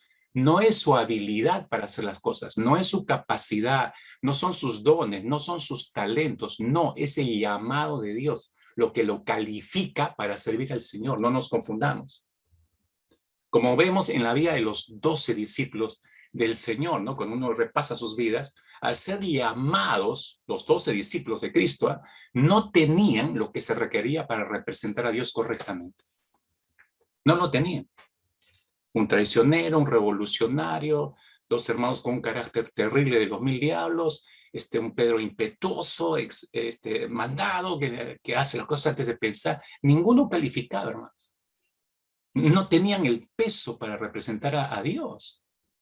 Y a decir verdad, aún años después, nosotros mismos nos quedamos cortos de la gloria de Dios, ya que, como dice el profeta Isaías, cuando creemos que nosotros ya hemos avanzado más que los apóstoles y tenemos la palabra y todo eso, de pronto Isaías nos da una gran bofetada cuando dice que nuestras mejores obras son como trapos de inmundicia delante de Dios, ¿no es cierto? Entonces no alcanzamos la medida todavía. Dios llama, hermano, Dios llama y luego nos comienza a transformar y a equipar. Repito, este orden es importante comprenderlo. Dios llama y luego comienza su proceso de transformarnos y a equiparnos. Eso no viene de golpe, hermanos. Veamos cómo ciertamente es Dios como nos hace un llamado. Fíjese, yo lo pongo solo como una ilustración. Esta ceremonia que le dijimos que estamos el miércoles pasado, fue una ceremonia que en nuestra denominación se le llama una ceremonia de ordenación pastoral, ordenación al ministerio pastoral. Y 18 pastores fuimos ordenados al ministerio pastoral de por vida. Y ahora, ¿cómo es eso? O sea, pastor, que usted está ejerciendo el ministerio desordenadamente, por eso lo ordenaron recién. No significa eso. Sino esto es largo de explicarlo, pero lo sintetizo de la siguiente manera. Los sacerdotes en el Antiguo Testamento eran ordenados al ministerio sacerdotal de por vida, es decir, su vida está exclusivamente dedicada al ministerio pastoral o al ministerio sacerdotal. Vamos al Nuevo Testamento y encontramos también que Pablo habla en sus cartas de la ordenación de los pastores de por vida para que de por vida se hagan cargo del ministerio pastoral. Esa es la idea. La labor del caso de mi esposa y mía data de más de 30 años sirviéndole al Señor, particularmente como unos 30, poco menos de 30 años como pastor oficial en la Alianza Cristiana y Misionera, y la alianza ve nuestro recorrido y ve cuán fieles hemos sido en todos esos años. Entonces se acredita, se confirma el hecho que toda nuestra vida ha sido dedicada al Señor y le hemos confirmado en todos estos años. Entonces, ahí viene el ordenamiento de por vida al ministerio pastoral. Entonces, 18 pastores tuvimos la bendición de esto. Pero fíjese, todos estos años para esta ordenación, ¿por qué no nos ordenaron en el primer año cuando asumimos la labor como pastores de iglesias? ¿Por qué no nos ordenan a todos los pastores así? Es que no va, mis hermanos, por esta razón. Dios llama y luego nos comienza a transformar y equipar. Las autoridades tienen que ver esa transformación en los años. Si realmente somos fieles, si realmente hemos sido llamados por el Señor al ministerio pastoral o no. Pues si le contara qué cantidad de líderes y pastores han tirado la toalla en los años y han desaparecido la labor pastoral. Evidentemente confirmaron que no habían sido llamados al ministerio pastoral o hacia el liderazgo. Este es un proceso, hermanos. Fíjese, por favor, cómo ciertamente es Dios quien nos hace el llamado. Cuando hablamos acá pesa, pues vuelvo a repetir, Dios llama y luego Él comienza el proceso de transformación y equipamiento, ¿no? Fíjese, le muestro en la Escritura cómo es Dios el que llama, cómo es esto, ¿no? En 1 Samuel capítulo 13 y 14 dice, el Señor ha buscado para sí un hombre conforme a su corazón. ¿Saben quién dijo eso? Eso lo dijo Samuel a Saúl cuando desobedeció y fue desechado por Dios del reinado de Israel. Entonces ya no vas a ser rey, ¿no? Lo que Samuel le estaba diciendo es, Dios ha llamado a otra persona como rey. Dice, el Señor ha buscado para sí un hombre conforme a su corazón, es Dios ha llamado a otra persona como rey, ya tú no eres. Te llamó a ti, pero tú no has respondido. bien ese llamado. Entonces te está desechando. Dios es terrible, hermanos. Pero estos son llamamientos que hace Dios. Lo llamó a Saúl y lo puso como rey, no respondió y simplemente él está llamando a otro, que era David, obviamente, que iba a hacer una mejor labor como rey.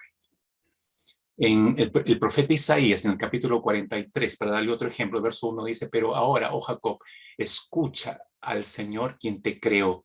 Oh Israel, el que te formó dice, no tengas miedo porque he pagado tu rescate, te he llamado por tu nombre, eres mío. A través del profeta Isaías, Dios le está recordando a toda la nación de Israel cómo llegó a ser lo que era. Y le dice que fue llamada por Dios con un propósito.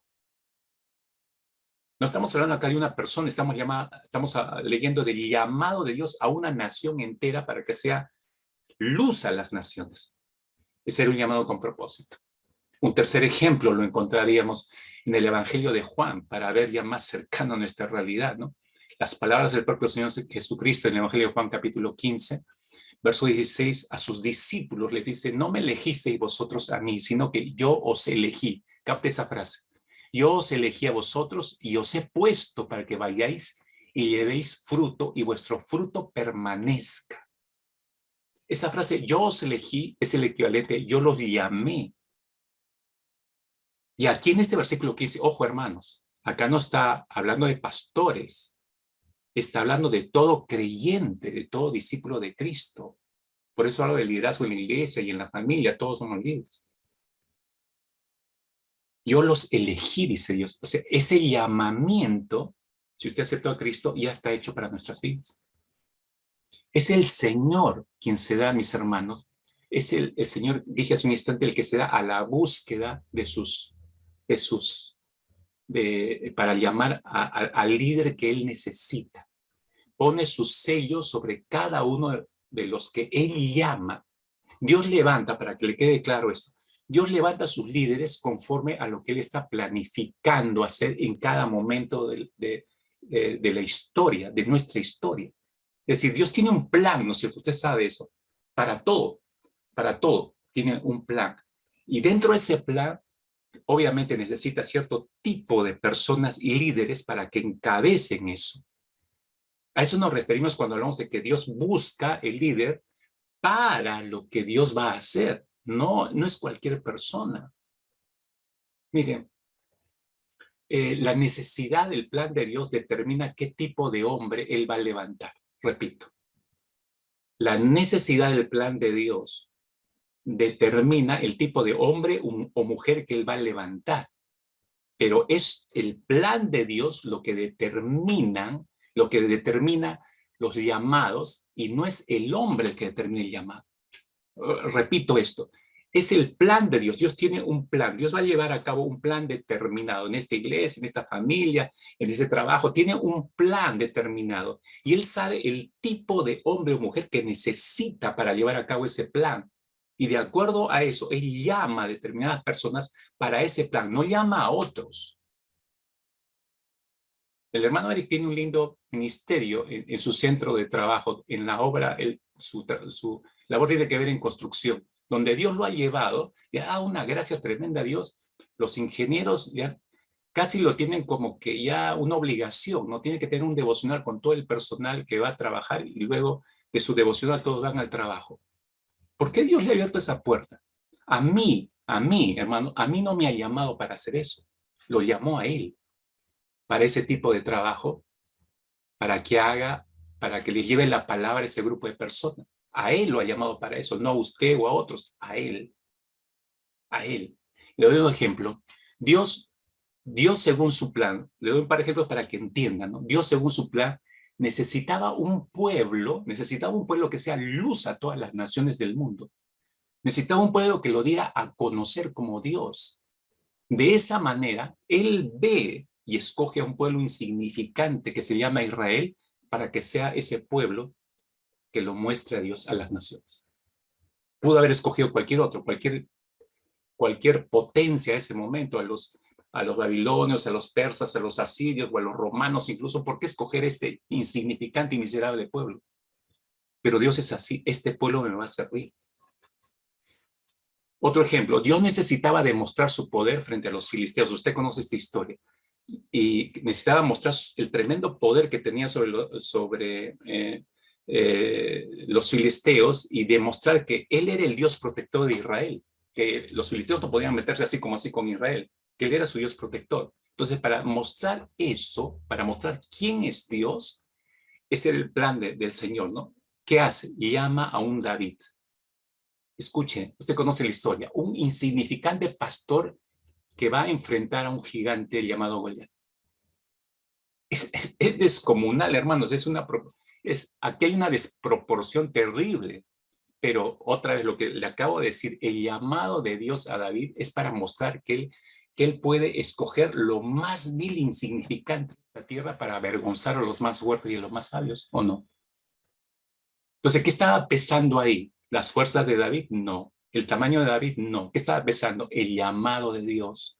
Dios llamó a David, y aunque parezca desproporcional la lucha que va a tener contra Goliat, es el llamado de Dios, no son las habilidades de David, es el llamado de Dios, porque yo te llamé a ti te voy a usar, y va a haber victoria, y va a haber resultados, porque yo te llamé. ¿Me entiende ahora? Dios escoge a sus líderes de acuerdo al plan que él tiene en mente. Si lo escogió usted para determinado plan, evangelizar una familia tan difícil, ya deje de llorar, pues hermano, hermana, ¿no? No, es que me siento como pobrecito de David frente a tremendos monstruos, ¿no? Empezando por mi marido. Pero hermana o hermano, considérese como David, pues, llamado. Si el Señor le ha llamado para salvación, entonces también lo está equipando para enfrentar ese tremendo monstruo para usted, ¿no? Ya sea en su trabajo o no sé, en cualquier otro lugar, ¿no? Por esa razón, hermanos, no es apropiado, ¿no? Lo digo esto para corrección de todos nosotros, no es apropiado comparar a los líderes entre sí, porque cada uno de ellos ha recibido un llamado especial, que es por consiguiente diferente a todos los demás. No podemos comparar. Miren, en un momento dado, Dios levantó a un Abraham, que era un ganadero, en realidad era un gran ganadero en su tierra. Luego llama a un Moisés, que era un príncipe, para liderar a 2 millones de personas en el desierto por 40 años. Después levanta a un David como rey. Luego le llama a Isaías como profeta, por citar algunos ejemplos del Antiguo Testamento nada más. Mire, Dios levantó a un José, como alguien dijo que Dios levantó a José en un desierto para usarlo en un palacio real. Pero en la soberanía de Dios luego invierte el plan, ¿no? Levanta a un Moisés en un palacio real para usarlo en un desierto. Interesante cómo opera la soberanía de Dios, cómo llama, ¿se han dado cuenta? Dios no llamó a Isaías para libertar a la nación de Israel, lo llamó a Moisés. No llamó a José para dar comida no llamó a David para dar de comer a su pueblo escogido, no, llamó a José. ¿Se da cuenta? Dios tenía un plan, él escoge a los hombres o mujeres que él sabe que le van a ser útiles. Usó a pescadores como Juan, Jacobo, Pedro y aún incluso llamó a un erudito como el apóstol Pablo. Esa es la soberanía de Dios cuando llama a los suyos, cuando está desarrollando sus planes. Todos estos hombres no pueden ser comparados, mis hermanos, para saber cuál era mejor, porque si los comparamos estaríamos haciendo caso omiso al llamado de cada uno de ellos. Abraham tenía un llamado especial, David tenía un llamado especial, Moisés tenía un llamado especial, Pablo tenía un llamado especial. No los podemos comparar. Nadie es mejor que el otro. El llamado es individual, hermanos. Y cada cual tendrá que responder ante Dios por ese llamado y por la forma en que lo llevó a cabo delante del Señor. Repito esto que es importante. Todos tenemos que ser responsables y vamos a responder al Señor. Ninguno se libra.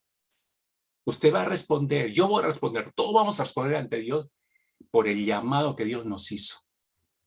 Aunque los líderes siempre tratan de aprender de otros líderes, porque todos empezamos así, imitando a alguien. Pero cuando maduramos, el verdadero líder reconoce primero su llamado y no trata de convertirse en otras personas. Porque reconoce su llamado. Su llamado es individual y tengo que desarrollar mi llamado individual.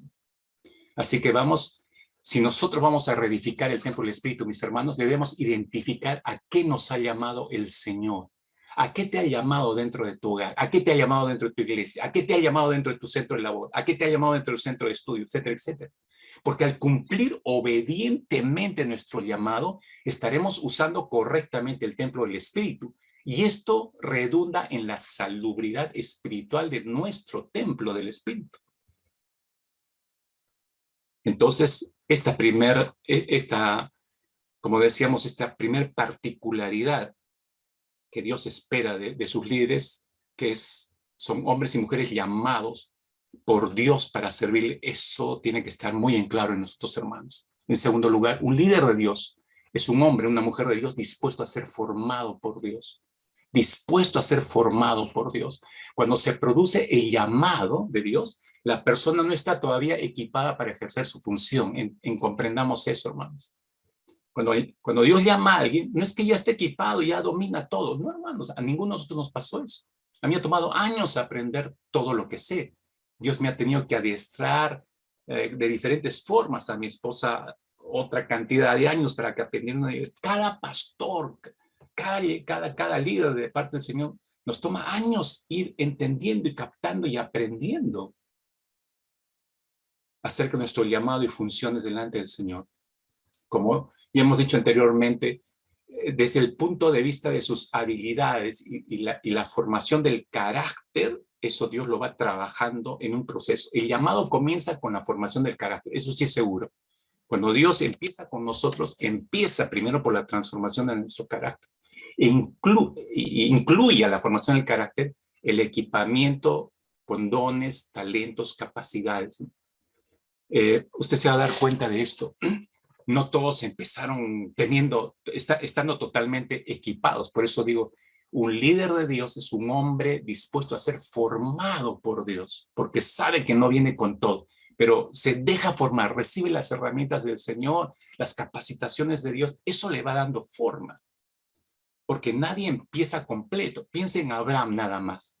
A ver, ustedes que conocen la historia mejor que yo, piensen en el inicio de Abraham. ¿Acaso no empezó como mentiroso?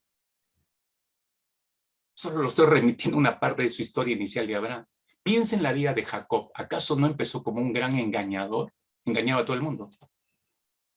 Piensa en la vida de Moisés. ¿Acaso no empezó como un asesino? Piensa en la vida de Pedro, Juan y Jacobo. ¿Acaso no empezaron como hombres impetuosos, arrojados? Piensa en la vida de Tomás, apóstol de Jesucristo, discípulo de Jesucristo, y no creía en la resurrección de Cristo, es decir, empezó sin fe. Interesante el caso de Tomás. Pensemos en Pablo. ¿Acaso no empezó como un cruel perseguidor de cristianos y un asesino? Hermanos, ninguno de ellos, a los cuales admiramos hoy, empezaron equipados. Ninguno de ellos. Pero todos ellos, ¿qué tenían en común? Todos habían sido llamados por el Señor. Y llamados por Dios, sabía cómo los iba a utilizar. Dios sabía su proceso. Entonces los empezó a equipar el Señor. ¿Por qué fueron escogidos si todos ellos tenían debilidades? Y se está preguntando, ¿por qué? Bueno, la respuesta no es tan complicada. Por pura gracia de Dios es la respuesta. Pura gracia de Dios. Puesto, mis hermanos, y voy a utilizar una frase del pastor Miguel Núñez. Él dice, nuestras incapacidades, escuche que es poderosa esta frase. Él dijo, nuestras incapacidades hacen brillar mejor el poder de Dios. Cuando somos llamados de Dios y Dios nos empieza a formar con todos estos tropiezos, como hemos visto en la vida de Pablo, Tomás, Pedro, Juan, Jacobo, etcétera, etcétera, nuestras incapacidades hacen brillar mejor el poder de Dios y su gracia. Tremendo tropiezo el de Pedro, cuando lo vimos el domingo pasado en aquella orilla y lo redarguye. Dígame si en medio de todas las incapacidades de Pedro no estaba brillando más la gracia de Dios. Claro que sí. Claro que sí. Además, nos dejan entender más completamente que todo es de Él, por Él y para Él. Ciertamente su poder se perfecciona en la debilidad. Su poder se perfecciona en la debilidad, hermanos. Como decía alguien en el pasado, los líderes Los líderes son personas comunes colocadas en circunstancias extraordinarias. Los líderes son personas comunes, no somos superhéroes. Son personas colocadas en circunstancias extraordinarias y allí brillan con luz propia. No, porque son débiles, necesitan en medio de sus incapacidades que el poder de Dios brille a través de ellos. Esa es la diferencia. Entonces no se lo olvide, hermanos. Un líder de Dios es un hombre o una mujer dispuesto a ser formado por Dios. Si entendemos esto, si entendemos nuestras debilidades, incapacidades, pero entendemos nuestro llamado, entonces le dejaremos trabajar a Dios. Le dejaremos a Dios trabajar en nuestras vidas. Y Él resplandecerá. Porque todo es de Él, por Él y para Él. No olvide. Termino. En tercer lugar, un líder de Dios es un hombre dispuesto a pagar el costo de su llamado. Un líder de Dios es un hombre o una mujer que está dispuesto a pagar el costo de su llamado. ¿Sabe por qué tenemos que revisar esto? Porque en la reconstrucción del templo, esto es algo que el enemigo ha tratado de destruir. Ha borrado, creo yo, en mente y corazón de los creyentes que hay un costo de nuestro llamado. Un verdadero líder de Dios, consciente de su llamado, está dispuesto a dejar, hermanos, escúchenme, a dejar la seguridad de lo que venía haciendo cuando recibió el llamado del Señor, con el fin de abrazar el desafío que Dios le pone por delante en ese llamado, asumiendo todos los riesgos que contraigan estos. Me alegro que este mensaje está siendo grabado para que usted lo pueda reescuchar. Abraham, por ejemplo, por proponerle un ejemplo, Abraham dejó su tierra y su parentela, usted sabe, sin ninguna otra garantía que no fuera la voz de Dios. Dios no le dio explicaciones. De hecho, que Esteban, el primer mártir de la vida cristiana, en su mensaje, primero y último, él describe esto en Hechos capítulo 7.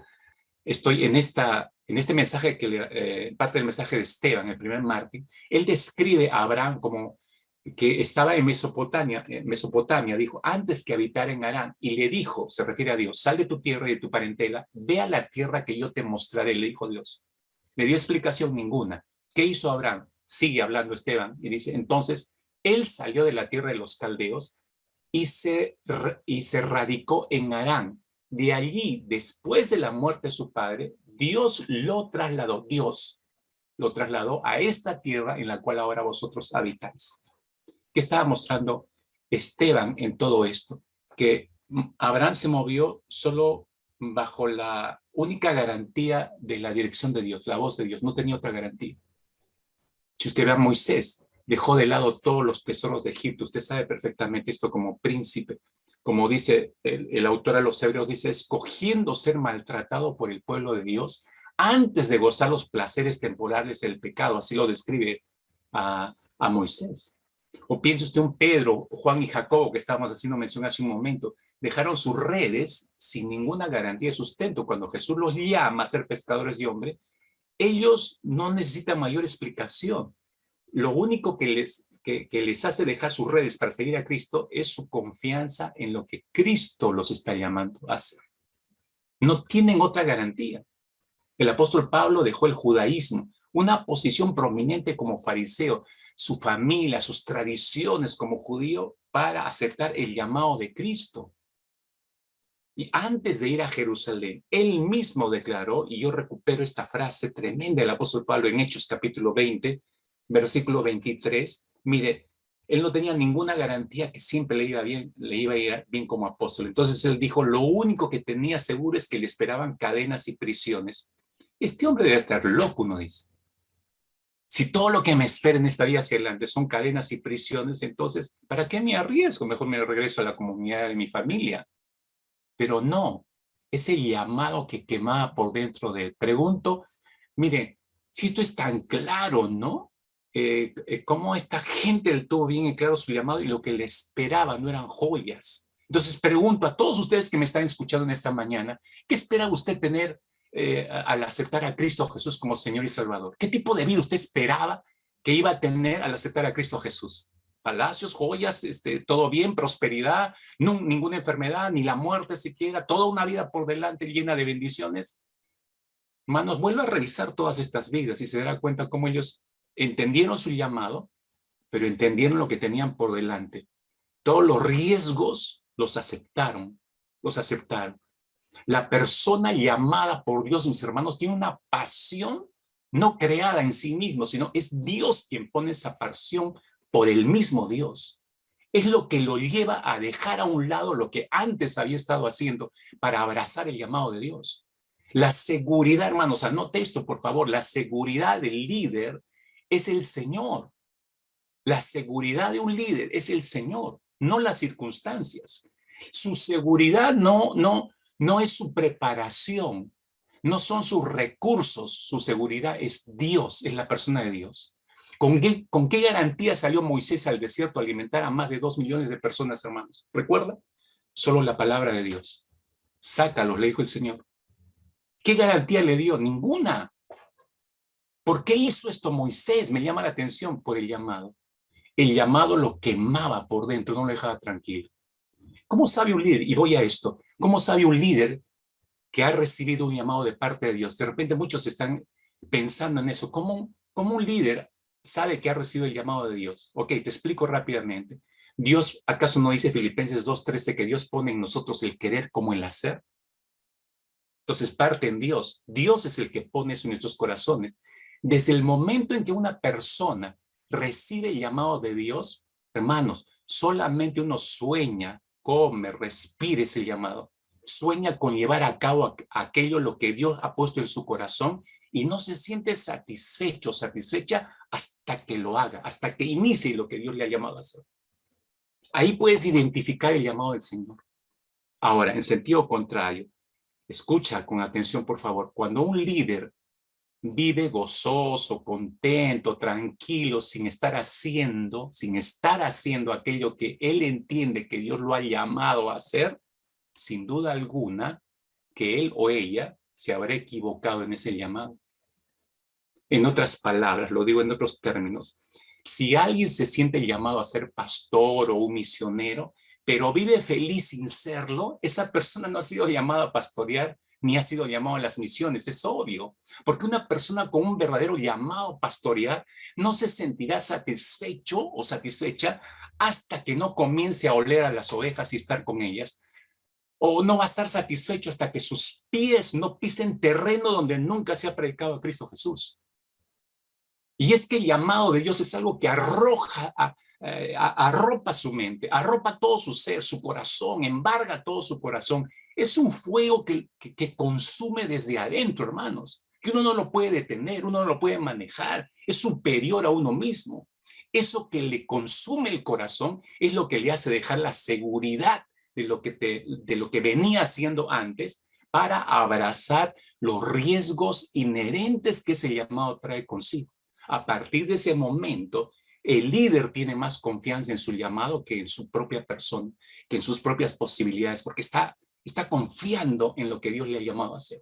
Está caminando en esa dirección. Usualmente digo, el líder abraza su llamado desconociendo, hermanos, lo monumental de ese llamado. No lo entiende por completo y sin imaginarse las dificultades que se le van a presentar en el camino. Uno no se pone a pensar en eso, por eso decir, el fuego es mayor. Ministrar en el nombre de Dios a ovejas compradas por el Hijo de Dios a precio de su sangre y habitadas por la tercera persona de la Trinidad, hermanos míos, no es poca cosa, por favor. Es necesario que cada líder por eso entienda con exactitud la responsabilidad que tiene por delante cuando Dios lo llama. Y no solo en el plano de la iglesia, sino también en el plano del hogar. Sigo insistiendo esto, mis hermanos. ¿Por qué? Le explico. Porque díganme si no es un llamado monumental el responder al llamado de Dios para formar una familia.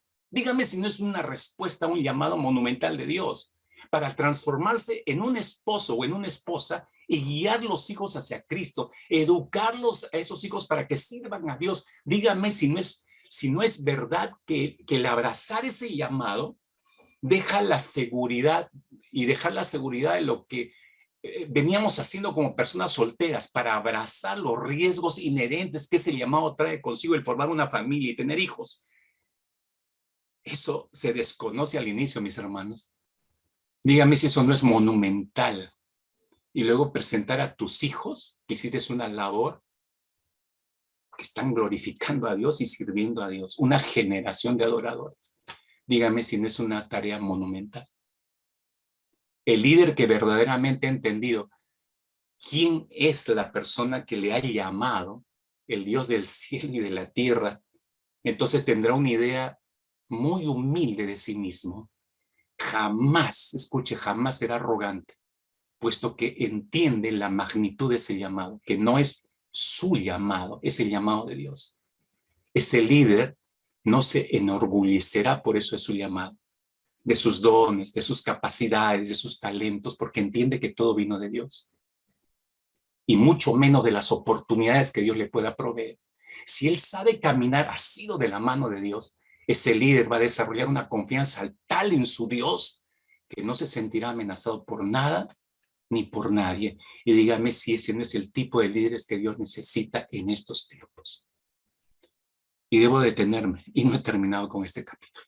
Yo le decía, no iba a terminarlo. Así que mi hermano, mi hermana, antes de poder orar, yo le pido que tome solo un instante y reflexione todo lo que ha escuchado.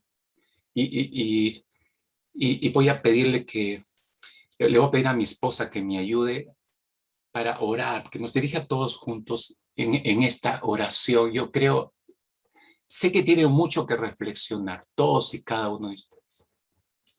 Y no va a ser sencilla la reflexión, obviamente no va a ser sencilla la reflexión. Pero por favor, por eso digo, me alegro que este mensaje haya sido grabado para que usted lo reescuche. Porque tiene principios tremendos, hermanos, en un tiempo. Muchos de ustedes van a asumir mayores responsabilidades antes de la apertura de los templos.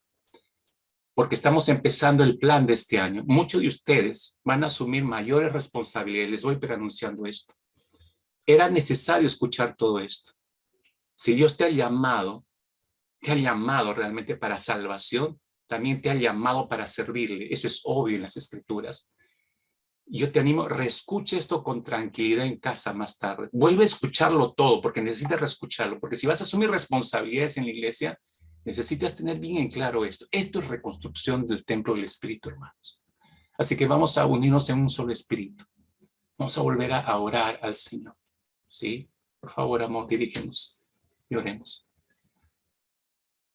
Amado Dios, en esta mañana nos dirigimos delante de tu presencia, Señor. Realmente agradecidos por tu palabra, porque eres tú el que dio las estrategias a Esdras, Señor, para poder, Señor, construir tu pueblo. Y tú dices las bases, Señor, y sé que lo haces en este tiempo. Gracias por el llamado que es irrevocable, Señor. La importancia del llamado habla mucho de la confianza en ti, y como mi esposo explicaba, Señor, realmente ese llamado es nuestra garantía de seguir adelante confiando en ti.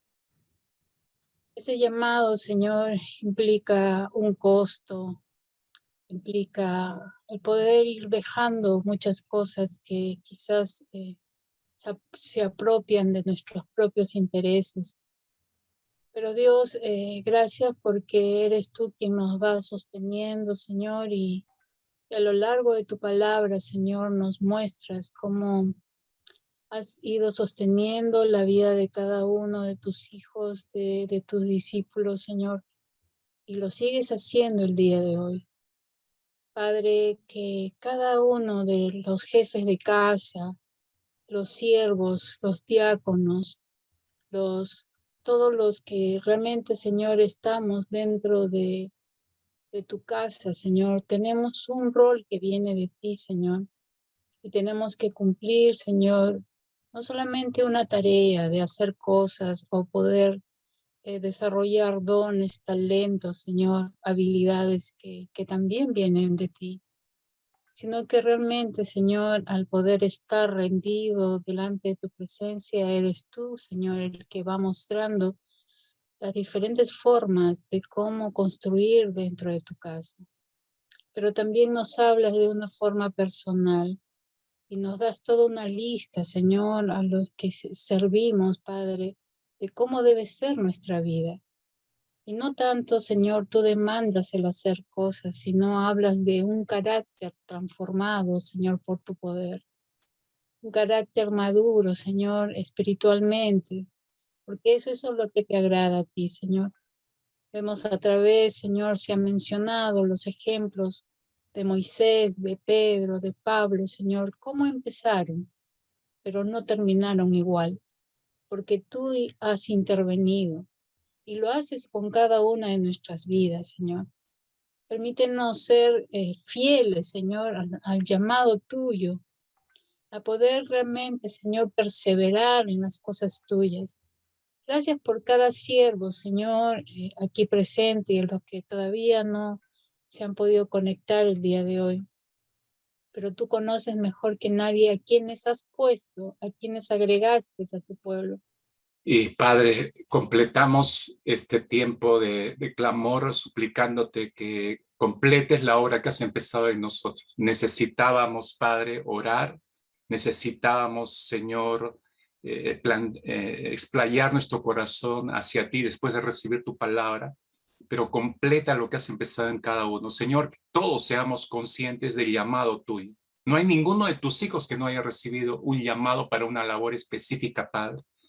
Que puedan recordar esto y que puedan ser responsables de ese llamado también, Padre bueno, porque esto es parte de la reconstrucción del templo de tu Espíritu.